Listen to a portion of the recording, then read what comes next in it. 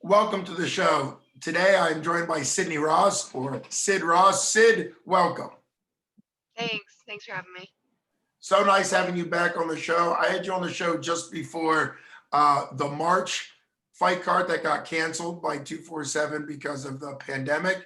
Um, you were talking back then about getting into physical training and being a certified strength and conditioning coach.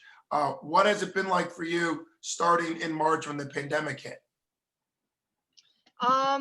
Just what everyone else has been doing, just trying to stay busy, just trying to keep training however we could, and just keeping on the lookout for a regional MMA to open back up to get back in. Just using the time to just get better. Absolutely, makes perfect sense. You're from Gorilla House Gym, and you guys have a bunch of fighters training and fighting out at Gorilla House. I've had several of them on. Did you go to South Carolina with them when a couple of them fought down there in South Carolina recently, or is that not something you traveled to? I didn't go. I would have. I just had to work. Well, that makes perfect sense.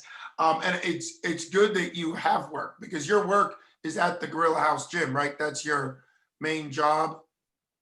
Yes. I work there as a personal trainer. And then I work some of the desk work, and I have a few classes that I teach there. Great. Well, and it will be just under a year since you last fought officially because you had a fight in December, and then of course the March one got canceled. So if you were to look at yourself a year ago, where do you think you've improved, or how do you think you as a fighter has developed? Because you're still young and you have a ton of fights for a young amateur. You have 7 fights, and you're going to be fighting a lady who has 8 fights. So this is a well experienced fight you've got coming up. Uh, Not one area really did they get better. I really just we train everything, and I really feel like I hit leaps and bounds everywhere as far as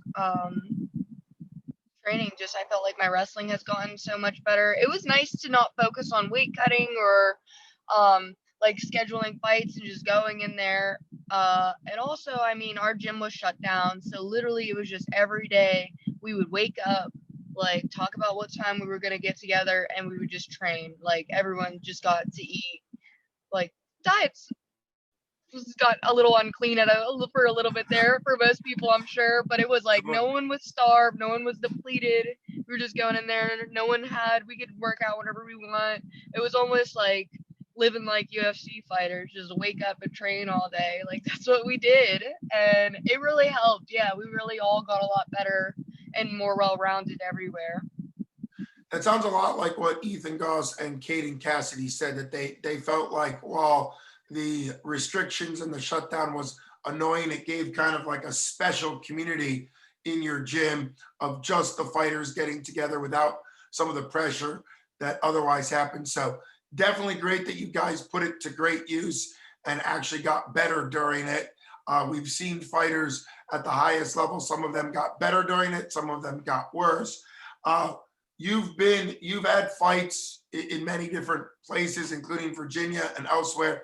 What has been your favorite rule set so far? Because this will be an advanced amateur fight, right? With you and Kelsey. Yes. Yes. And you fought in Virginia where they don't really have amateur rules. So most of them are just pro rules. So what's your favorite rule set? Um, Particularly when you look forward to a fight that has advanced amateur rules in Pennsylvania. Oh, I definitely like the Virginia rule set the best with being on it most similarly replicates pro.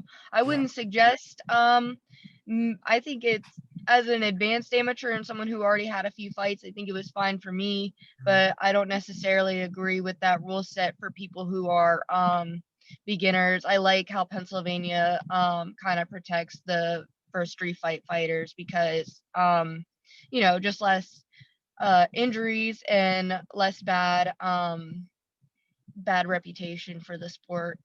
If people are out there getting their skulls Mhm. smashed in with a knee, it doesn't really look good for anyone. So I think it's nice that people are taking those efforts to Pennsylvania makes those efforts to keep everyone safe.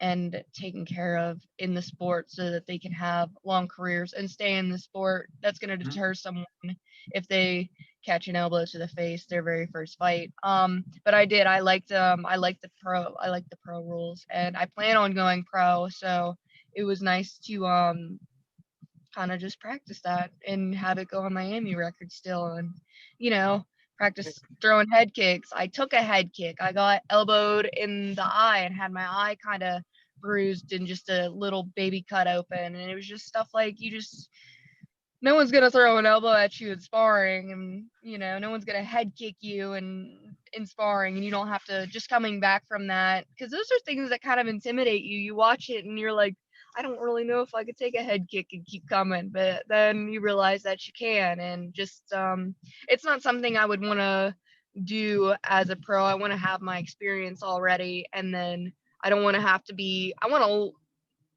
don't know how to word this correctly. I want to have learned as much as I could have going in Mm. versus obviously always trying to learn, always trying to get better. But if I could get as good as I can before I go there and know as much as I can about fighting before then, I think it's better off.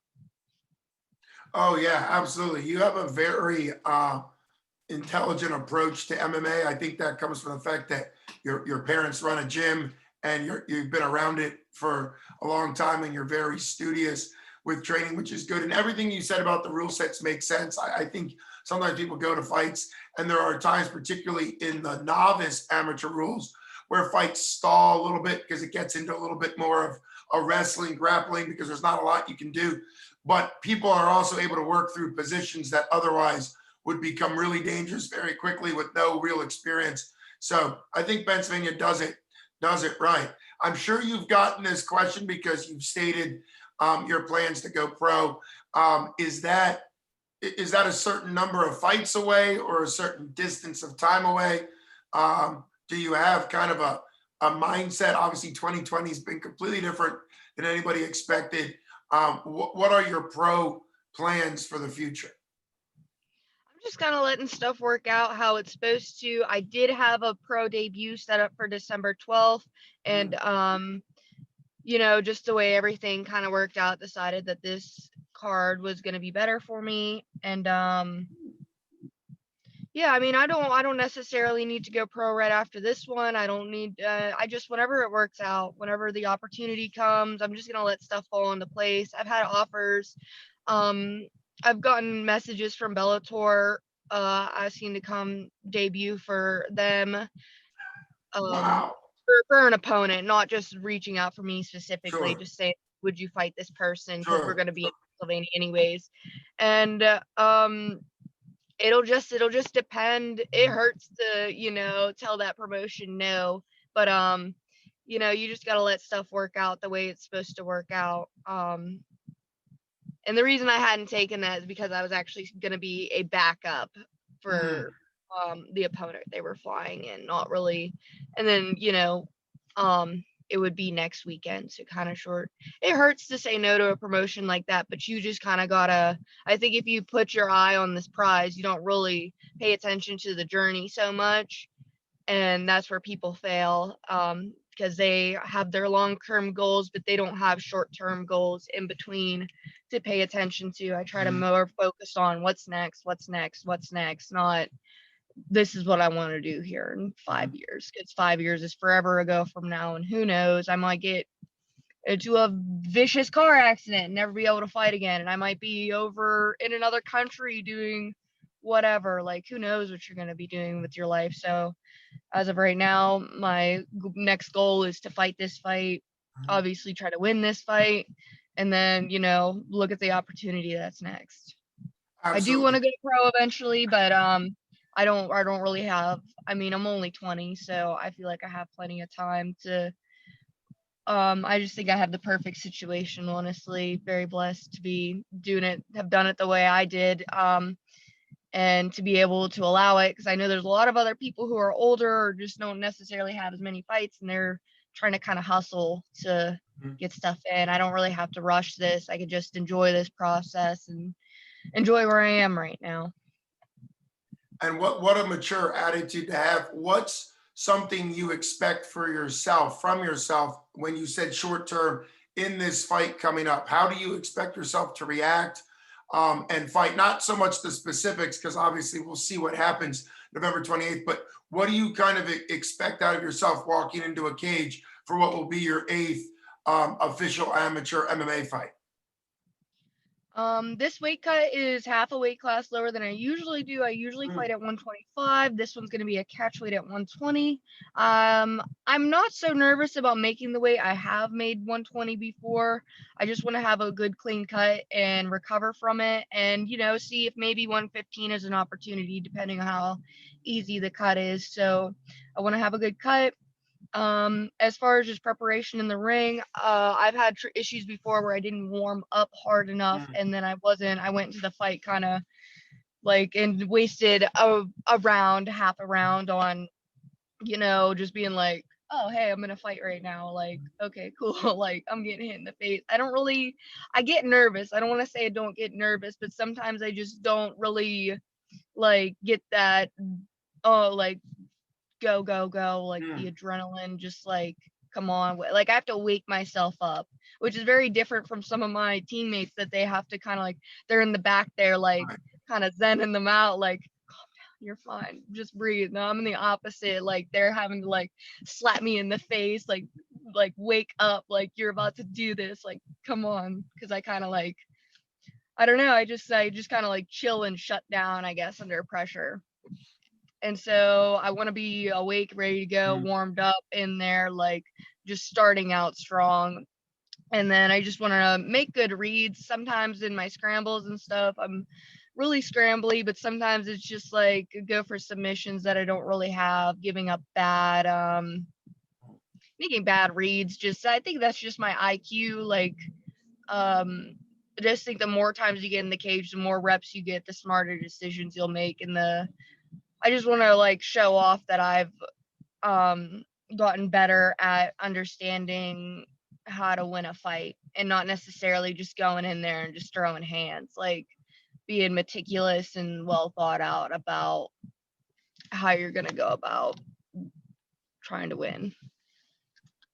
Absolutely. Well, talking about reads and figuring out your angles and coming up with the better attack, what is a specific situation in a past fight where you recognize you went for a submission that didn't work, and how has that taught you now? Because you said specifically submission. So was there a submission you used to chase that would give yourself a bad position? I'm talking in the history, so it's not something that you're doing currently, of course.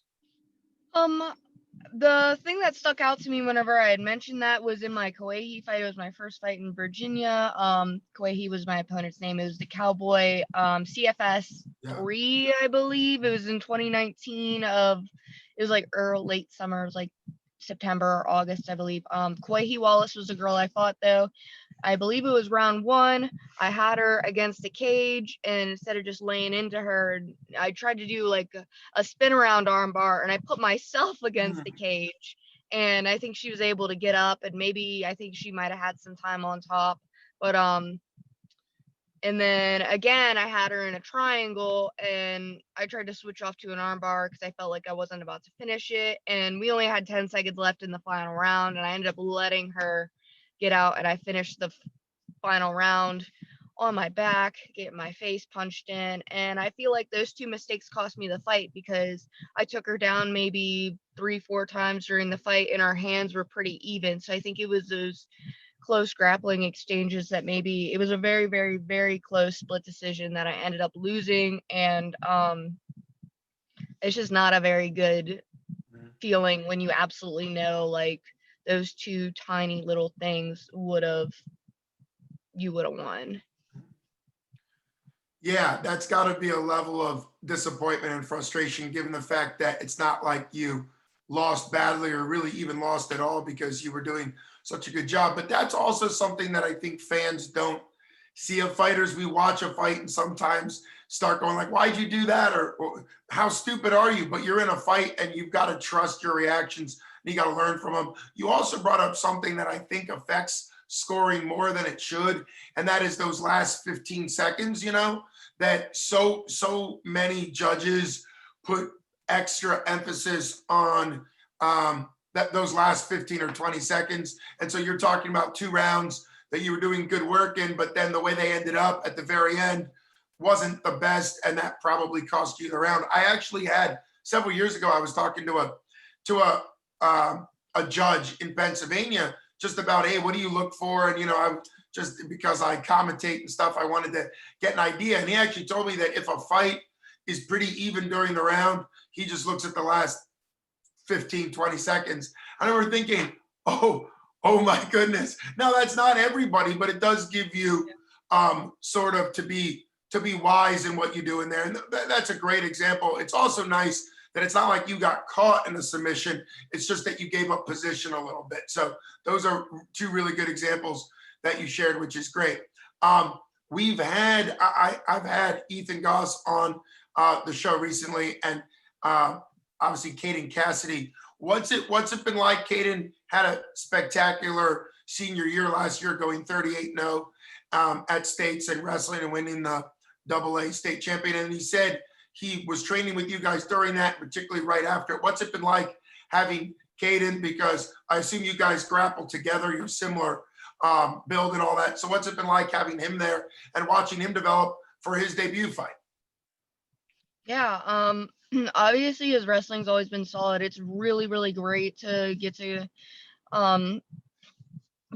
train with him because he's so explosive. It's just another level going with someone who is that high level of a wrestler. It's just like, it's hard to explain. It's just different, like rolling with someone and like that. And it just kind of gives you a idea of like, oh, hey, like I just try to strive to mimic his wrestling a little bit, particularly. But I mean, yeah, Darren is Caden's dad, and Darren was a really, really good kickboxer. So everyone's thinking like, oh, Caden's boxing and striking is not bad at all. Like he knows what he's doing. It's not like 2 months ago he decided to take a fight and decided to learn some hands. Like he's been dabbling in it a little bit for a while. So I don't think he's necessarily got any holes anywhere. Besides just you're a debut fighter, just get some dirt on you, get some time in the sport. But yeah, I think for a debut fighter, he's really well rounded and just solid. Like he's really gonna do great things with it. And anything like he's not bad anywhere. It's not like he's a wrestler and he's just gonna depend on that to carry him through. Like I think a lot of people think like he's well rounded and he's training to be an MMA fighter, not a wrestler who thinks he can fight MMA just because he wrestled really good. Like, no, he puts a lot of time and attention into everything. Like I think people are going to be surprised and they're going to be really impressed and blown away whenever he finally goes out there and does what we all know that he is capable of doing. Well, those are some great praises for him. And I also think it goes back to the Gorilla House Gym, your family, you being really a great place to train for people, bringing in different looks, people with different backgrounds. And you yourself, he and Ethan and others are all very complimentary of what you do in training because obviously they're with you all the time and they see your high level of experience. And several of them were talking about what they assume will be a great pro career for you going forward. And it's been great having you break down that idea of when you'll go pro and kind of letting your career go where it needs to go and even turning down maybe bigger fights depending on if it makes sense for you in the moment. So you've shown a lot of maturity in your decisions, and it'll be great for me to finally get you to be able to watch you fight live again. You fought once for 247 before, and then the March card got canceled, so it'll be nice to see you back in action. Do you have a prediction you want to close out on or talk about, or any kind of last thoughts going into this fight? I've said it on social media and Kelsey said it as well. Fight of the night. Like she's a really good kickboxer. I'm well-rounded everywhere. I believe that I'm good everywhere. So whatever happens in that fight, obviously we both want to win. That's the goal. but I think we're gonna put on a really good high level fight that is really gonna show for both of us. Anyone watching who's anybody is gonna be able to tell and see that we both are really talented and have futures in the sport, and just put on a really good high level fight for the regional scene in Monroeville down there. Absolutely. Well, tickets are available. So for people that need tickets, go to 247fighting.com. Sid, thanks so much for coming on the show. Can't wait to see you in action in November. Thank you.